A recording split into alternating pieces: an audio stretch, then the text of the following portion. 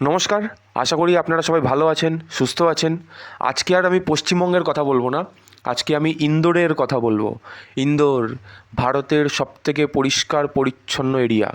সেখানে কাগজে কলমে একটা হাসপাতাল পাওয়া গেছে। আজকে সেইটারই আপনাদের আপডেট দিয়ে দিচ্ছি। কদিন আগে আমি একটা ভিডিও ক্রিয়েট করেছিলাম যেখানে বলেছিলাম দিল্লিতে 600 কোটি টাকার উপরে স্ক্যাম ধরা পড়েছে।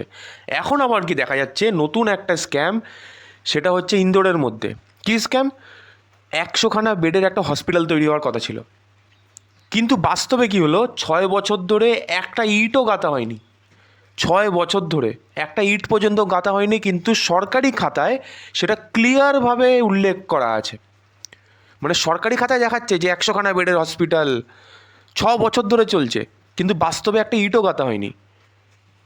আরও ইন্টারেস্টিং জিনিস কি, হসপিটালের জন্য যে জমিটা দরকার সেইটা পর্যন্ত অ্যালোকেট হয়নি, কিন্তু বছরের পর বছর ধরে সরকারি নথিতে বাজেট চলে আসছে হসপিটালের জন্য। নর্মালি একটা হসপিটালের জন্য একটা বাজেট তো থাকে যে হ্যাঁ এই হসপিটালের জন্য আমরা 10 লাখ টাকা দিলাম।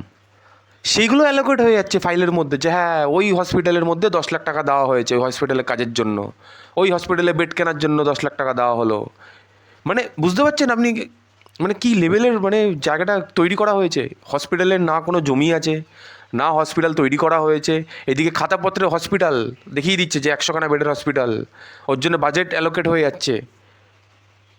মানে এখান থেকেই বোঝা যাচ্ছে যারা সত্যিকারে প্রশাসনে বসে আছে, যারা সরকারি আধিকারিক আছে, তারা কি সব ব্যাপার জানে না? তারা অবশ্যই জানে, তারাই তো করিয়েছে এগুলো, নাহলে হলো কী করে? এত বড় একটা মানে জিনিস মিসিং হয়ে গেল, একটা হসপিটাল মিসিং, আর এদিকে বাজেট অ্যালোকেট হয়ে যাচ্ছে, ওরা জানেও না, ওরা সার্ভেও করে দেখেনি। মানে এইখান থেকে বোঝা যাচ্ছে যে আমরা কাদের মাঝখানে থাকছি। জন্তু জানোয়াররাও মনে হয় এদের থেকে বেশি সৎ। আবার মেন ইন্টারেস্টিং হচ্ছে, সেই হসপিটালে নাকি ফাইলে দেখানো হচ্ছে 87খানা কর্মচারী আছে, তাদের আবার প্রমোশনও হচ্ছে। আমি আজকে একটা ডাক্তার আছি, আমার এবার প্রমোশনও হয়ে যাচ্ছে অটোমেটিক। মানে এদিকে বাস্তবে কিচ্ছু নেই, এদিকে সব হয়ে যাচ্ছে। আবার কোনো ভ্যাকেন্ট যদি পজিশান থাকে যে হ্যাঁ এখানে একটা স্টাফের দরকার, তাদের আবার পোস্টিংও হয়ে যাচ্ছে ফাইলের মধ্যে। বাস্তবে তো নেই, হসপিটালই তো নেই, কিন্তু ফাইলের মধ্যে আবার দেখিয়ে দিচ্ছে কি প্রমোশন হচ্ছে, আবার কি পোস্টিং হচ্ছে কোনো রিক্রুটমেন্ট হলে। আবার কেউ কোনো রকম যদি বেআইনিভাবে কিছু করে তাদের আবার পদ বদলিও করে দিচ্ছে, সরকারি খাতায় এগুলো সব উল্লেখ আছে। মানে সবথেকে ইন্টারেস্টিং জিনিস, 6 বছর ধরে এই জিনিসটা চলেছে, কেউ কোনো দিন জানতোই না। হয়তো জানতো, কিন্তু সেইভাবে লিক হয়নি, বাই মিস্টেক ফাইল লিক হয়ে গেছে এর পুরো। এইখানে এরকম একটা হসপিটালের মধ্যে এরকম টাইপের জিনিস চলছে, তারপরে গিয়ে এই জিনিসটা একদম নড়চড়ে হয়ে গেছে। রাজনৈতিক মহলে তো একদম অবাক যে কী হয়ে গেল, সবাই সব জানে, এখন শুধু ফাইলটা লিক হয়ে গেছে বলে সবাই এখন না জানার মতো করছে, আর কিছুই না, এটাই বাস্তব। যেসব কর্মীদের নাম উঠে এসছে যারা ওই কাগজে কলমে হসপিটালে কাজ করতো, তাদের আবার খোঁজ পাওয়া গেছে তাদের নাকি অন্য কোথাও নাকি পোস্টিং ছিল। মানে কাগজে কলমে দেখানো হচ্ছে ইন্দোরের যে হসপিটালটা গায়েব, ভ্যানিস হসপিটাল, সেইখানে পোস্টিং দেখানো হচ্ছে, কিন্তু বাস্তবে ওদের আবার পোস্টিং দেওয়া হয়েছে অন্য হসপিটালে। মানে বাস্তবে যে কটা কর্মচারীদের নাম পাওয়া গেল তাদের ফ্রিতেও মাইনে দেয়নি। হয়তো হসপিটাল নেই, কিন্তু ওদের ফ্রিতেও মাইনে দেয়নি। তা মধ্যপ্রদেশের উপমুখ্যমন্ত্রী কি বললেন?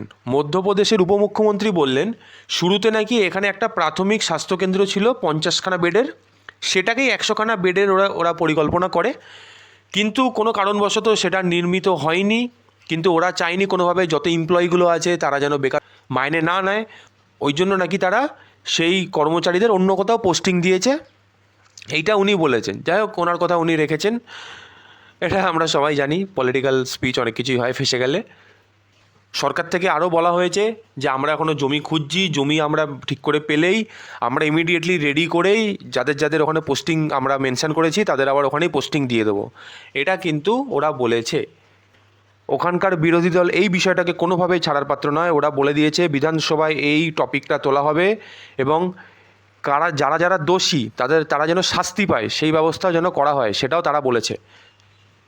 তা ভিডিওটা বেশি লং না করে ছোট্টর মধ্যে আপনাদের ছোট্ট একটা আপডেট দিয়ে দিলাম যে কী চলছে সমাজের মধ্যে। দেখা হবে নেক্সট কোনো আপডেট নিয়ে।